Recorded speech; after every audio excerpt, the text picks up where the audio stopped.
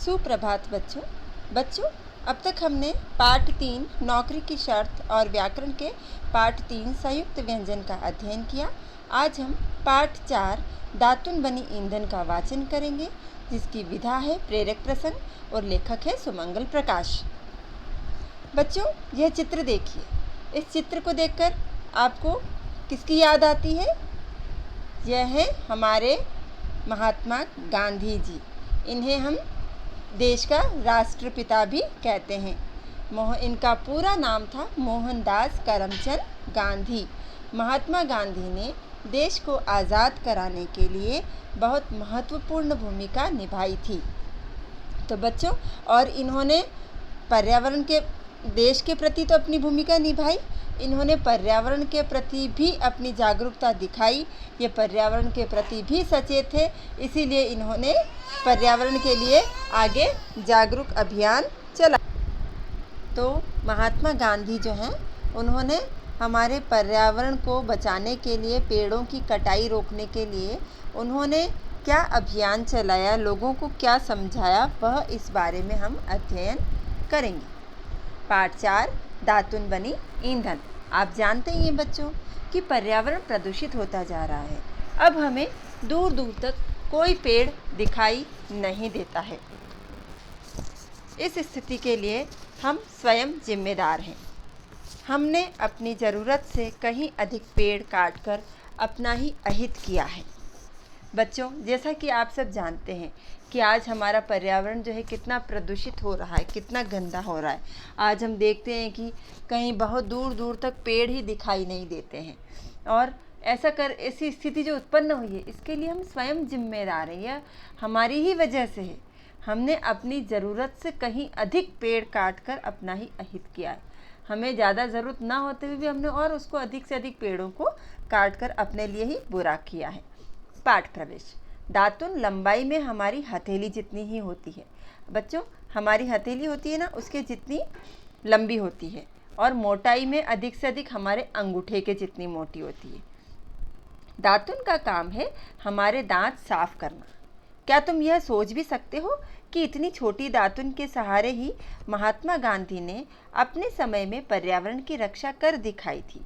कई पेड़ों को कटने से बचा लिया था। कैसे? इस पाठ को पढ़कर हम जानते हैं। कृपया पृष्ठ के एक और ही लिखें। यह वाक्य हमें अक्सर निर्देश के रूप में लिखा मिलता है। परीक्षा में परीक्षार्थियों को दी जाने वाली उत्तर पुस्तिका के शीर्ष पर भी यह पंक्ति लिखी होती है। कई सरकारी विभागों में बोर्ड पर लिखा होता है, कृपया कोई भी आवेदन कागज़ के एक और ही लिखकर दे। जो पहले से मुद्रित आवेदन पत्र या फॉर्म भरने के लिए दिए जाते हैं, वे कागज़ के एक ओर से ही मुद्रित होते हैं। उनका पृष्ठ भाग खाली रखा गया होता है। बच्चों, हम कितनी बार आंसर कीज होती हैं या कोई भी पत्र आता है, तो उसके ऊपर ऐसा निर्देश रहता है कि हमें इसके एक ही तरफ लिखना है, दोनों तरफ नहीं लिखना है। कई सरकारी ऑफिसेज जो होते हैं, वहाँ पर भी ऐसा ही होता है कि कृपया आप आवेदन जो है कागज़ के एक ओर ही लिख कर दें, जहाँ पर पहले से छपा हुआ होता है, और वहाँ फॉर्म भरने के लिए दिए जाते हैं। वे कागज़ के एक ओर से ही मुद्रित होते हैं, मतलब वे एक ही तरफ से छपे हुए होते हैं, और दूसरा उनका पृष्ठ भाग, पीछे का जो भाग होता है, वह खाली रखा गया होता है। ऐसा करना सुविधाजनक भले ही हो, पर्यावरण की दृष्टि से उचित नहीं है। जो काम किसी एक कागज़ के दोनों हिस्सों से लिया जा सकता है, उसके लिए 2 अलग अलग कागज़ खर्च होते हैं। परिणाम स्वरूप अधिक कागज़ों का निर्माण करने के लिए अधिक पेड़ काटने पड़ रहे हैं। पर्यावरण संतुलन बिगड़ रहा है। बच्चों, हमें ऐसा इजी ज़रूर लगता है, सुविधाजनक ज़रूर लगता है, लेकिन यह हमारे पर्यावरण की दृष्टि से बिल्कुल सही नहीं है। जो काम किसी कागज़ के दोनों हिस्सों पे किया जा सकता है, उसके लिए 2 अलग अलग कागज़ को क्यों खर्च करना, क्यों बर्बाद करना? परिणाम स्वरूप, इसके फलस्वरूप हमें अधिक कागज़ बनाने पड़ते हैं, और अधिक कागज़ बनाने के लिए हमें क्या करना पड़ेगा? अधिक पेड़ काटने पड़ेंगे, क्योंकि पेड़ों से ही कागज़ बनाया जाता है, जिससे कि पर्यावरण का जो संतुलन है, बैलेंस है, वह बिगड़ रहा है। महात्मा गांधी पर्यावरण के प्रति उतने ही सचेत थे जितने देश की आज़ादी के प्रति। गांधी जी के पास बाहर से जो पत्र आदि आते थे, वे उनके लिफाफे तक को लिखने के काम में ले लेते थे। स्थायी महत्व का न होने पर पत्र के खाली स्थान को भी लिखने के काम में ले लेते थे। यदि पत्र में एक ही तरफ लिखा गया हो तो दूसरी तरफ का खाली हिस्सा तो लिखने के काम आता ही आता था। गांधी जी जो हैं वे पर्यावरण के प्रति बहुत ही जागरूक थे, सचेत थे, जितने कि वे देश की प्रति आज़ादी के, क्योंकि उन्होंने हमारे देश को आज़ाद कराने में भी अपना बहुत महत्वपूर्ण योगदान दिया था। इसी तरीके से गांधी जी के पास जब कोई पत्र आते थे बाहर से, तो उनके पत्र जो आते थे वो लिफाफे के अंदर आते थे, तो गांधी जी जो उन लिफाफों के ऊपर भी लिख लिया करते थे। अगर कोई काम का विशेष पत्र न हो और अगर उसके ऊपर खाली जगह है तो उस जगह पर भी वे लिखने के काम में ले लेते थे।